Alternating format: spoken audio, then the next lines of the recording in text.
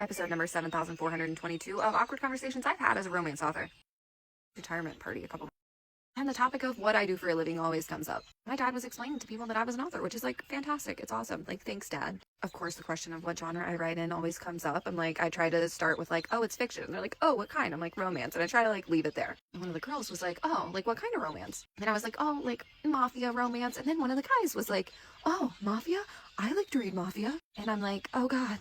Because it's mafia, why choose romance? And it's very spicy. And I'm trying to like backpedal and like get out of this conversation because these are not the type of people who should be reading these books. Not that people aren't allowed to read them, but I think they were underestimating the level of spice that I have in these books. So at this point, I'm trying to literally explain that these books are very spicy because I don't want them to get into chapter 1 where the spice and violence literally starts and be like, what is wrong with your daughter, sir?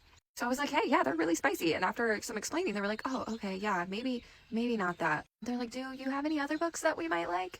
And then I told them about my YA stuff that is clean. And I was like, yes, please read that. It is like a YA dystopian, apocalyptic, bioweapon gone wrong, takes place in Ohio type thing.